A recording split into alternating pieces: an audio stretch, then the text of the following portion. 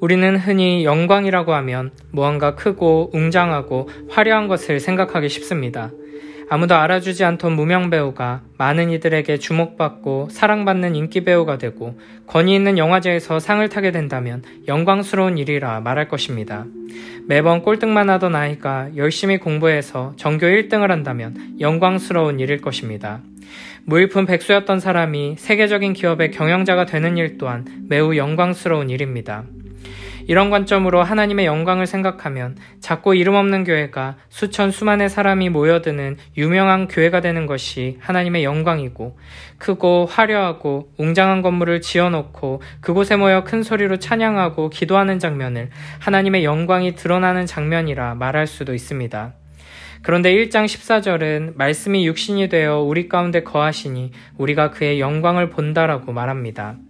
일반적인 개념에서는 성공하고 잘 되어야 높아져야 영광인 것인데, 성경은 반대로 그리스도의 낮아지심, 성육신을 가지고 영광이라고 말하는 것입니다. 예수님 시대 당시 유대인들은 약 700년 가까운 시간 동안 역경과 고통 속에서 메시아를 기다리며 살고 있었습니다. 그들은 과거 영광스러웠던 시절을 기억하며 다시금 하나님께서 영광을 회복시켜 주시길 기대했습니다. 이스라엘 백성들은 다윗을 통해 영광을 보았습니다. 다윗은 하나님께서 함께 하셔서 이방 나라들과의 싸움에서 크게 승리하고 많은 나라들을 벌벌 떨게 만드는 능력의 왕이었습니다. 이스라엘 백성들은 솔로몬을 통해서도 영광을 보았습니다. 솔로몬 시대에는 이스라엘의 은이 돌처럼 흔할 정도로 풍요롭고 부유했습니다. 이렇게 이스라엘은 다윗과 솔로몬 시대에 큰 영광을 누리며 살았습니다. 하지만 솔로몬 이후에 나라가 전복되어 바벨론, 페르시아에 넘어가게 되었고, 후에는 그리스, 로마에 의해 압제를 당하게 됩니다. 그렇게 이스라엘은 700년 가까이 되는 시간 동안 이방 나라들의 압제와 핍박 속에서 많은 고난과 어려움을 겪으며 살아왔습니다. 영광과 정반대되는 이런 상황 속에 오랜 세월 고통과 절망을 느끼고 있을 때 그리스도께서 오신 것입니다.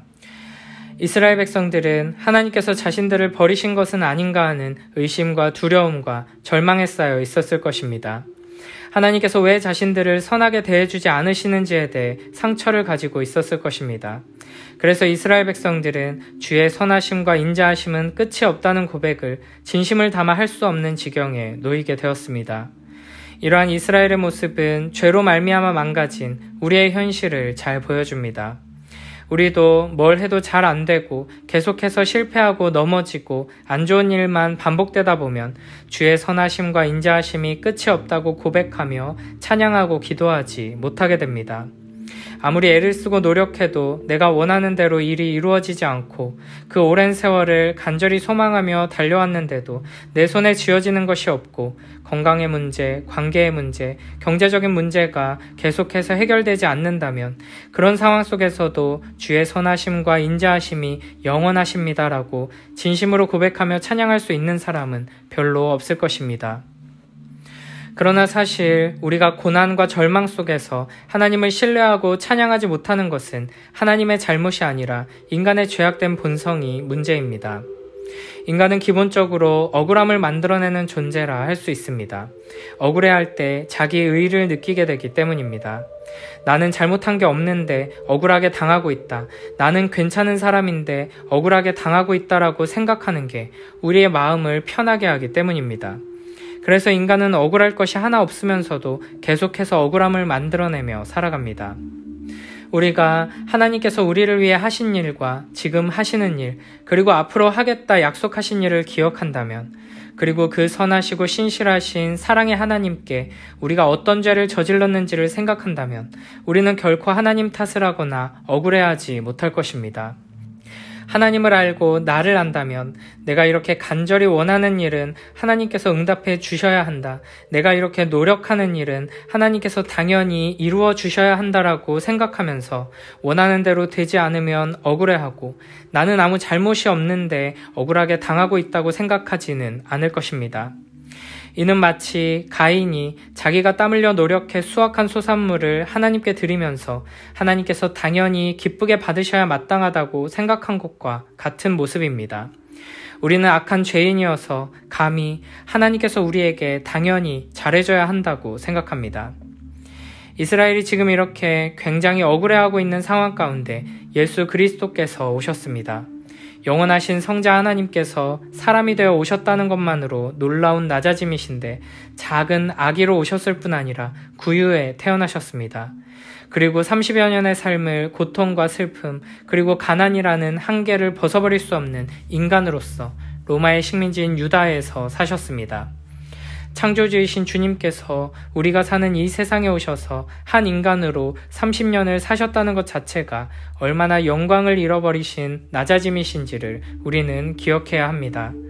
그러나 이스라엘은 이 놀라운 낮아지심, 이 아름다운 사랑에 대해 감사와 찬양과 경배가 아니라 십자가로 반응했습니다. 결국 예수 그리스도께서는 십자가를 지셨습니다. 여기에 억울할 것이 하나 없으면서도 억울함을 만들어내는 우리와 예수 그리스도의 극명한 차이가 나타납니다. 예수님께서는 우리를 사랑하셨는데 우리가 그 사랑에 합당한 반응을 보이지 않고 오히려 십자가에 그분을 못 박았음에도 불구하고 끝까지 우리를 사랑하셨습니다. 이와 같은 낮아지심, 성육신과 십자가를 성경은 영광이라고 말합니다. 요한복음 12장 23절에서는 이렇게 말씀하십니다. 예수께서 대답하여 이르시되 인자가 영광을 얻을 때가 왔도다. 아멘. 십자가 사건 직전에 십자가를 지는 것을 보고 영광이라고 말씀하신 것입니다. 12장 28절에서는 이렇게 말씀하십니다.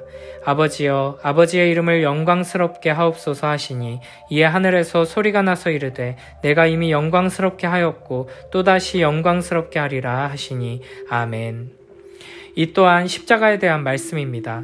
하나님께서는 이미 영광스러운 예수 그리스도를 십자가로 인도하셔서 또다시 영광스럽게 하겠다고 말씀하십니다. 13장 31절에서는 유다가 예수님을 팔기 위해 나가자마자 이렇게 말씀하십니다.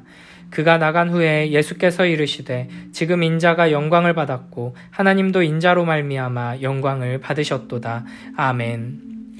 영원한 하나님의 아들 그리스도께서 낮고 낮은 이 땅에 오심과 고난당하시고 배반당하시고 십자가에 달려 죽으시는 것이 영광을 받으시는 사건이고 이 일을 통해 하나님께서도 영광 받으신다는 것입니다. 예수님께서는 겟세마네 동산에서 이렇게 기도하셨습니다. 17장 1절 말씀입니다. 예수께서 이 말씀을 하시고 눈을 들어 하늘을 우러러 이르시되 아버지여 때가 이르렀사오니 아들을 영화롭게 하사 아들로 아버지를 영화롭게 하게 하옵소서. 아멘. 이렇게 요한복음은 예수 그리스도의 성육신을 영광이라고 말할 뿐 아니라 성삼위 하나님께서 영광스러워지는 것이 십자가 사건을 통해 성취된다고 말합니다. 성경이 말하는 하나님의 영광은 하나님께서 높으시고 크고 위대하시다는 것을 드러낼 때만이 아니라 예수 그리스도의 낮아지심을 통해 드러나는 영광인 것입니다. 세상은 어떤 사람이 다른 존재를 전적으로 사랑하며 희생하는 것을 영광이라고 하지는 않습니다. 그것은 그냥 사랑, 그냥 희생이라고 말합니다. 그러나 성경은 이것을 영광이라고 말합니다. 왜냐하면 예수 그리스도의 낮아지심, 그 사랑과 희생은 우리가 이 세상에서 알고 경험할 수 있는 그 어떤 것과도 다른 구별되는 것이기 때문입니다. 주님의 사랑은 희생하되 아무것도 바라지 않는 사랑이며 그 사랑을 받는 대상이 전혀 감사하지 않음에도 불구하고 계속해서 희생하며 베푸는 사랑이기에 그 사랑의 크기와 능력이 세상이 알 수도 없고 경험할 수도 없는 구별된 것이며 다른 차원의 사랑인 것입니다. 세상 사람들도 자기가 사랑하는 것을 사랑하며 살아갑니다. 자기가 사랑하는 사람에게 사랑을 베풀며 살아갑니다. 그러나 그 속에는 항상 사랑을 베푼 만큼 돌려받고 싶어하는 욕망이 있고 원하는 만큼 받지 못하면 억울해하는 감정이 있습니다. 이 세상의 사랑은 결국에는 자기 자신을 사랑하는 것에 근거하고 있습니다. 그러나 예수 그리스도께서 오셔서 아무것도 바라지 않으시고 모든 것을 내어주심으로 구별된 사랑, 전혀 다른 차원의 참사랑을 보여주십니다.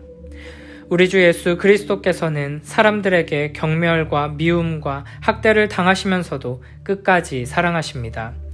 이를 통해 그리스도께서 인간을 사랑하시는 것이 인간이 서로를 위해 희생하고 사랑하는 것과 비교되며 분명하게 구별됩니다. 예수 그리스도의 십자가를 통해 하나님의 무한한 사랑, 영원한 사랑, 불변하는 사랑이 나타난 것입니다.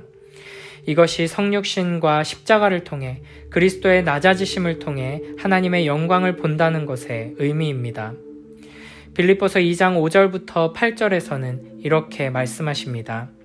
너희 안에 이 마음을 품으라. 곧 그리스도 예수의 마음이니 그는 근본 하나님의 본체시나 하나님과 동등됨을 취할 것으로 여기지 아니하시고 오히려 자기를 비워 종의 형체를 가지사 사람들과 같이 되셨고 사람의 모양으로 나타나사 자기를 낮추시고 죽기까지 복종하셨으니 곧 십자가에 죽으심이라. 아멘. 바울은 성육신과 십자가를 통해 나타난 예수 그리스도의 마음을 품으라고 말합니다.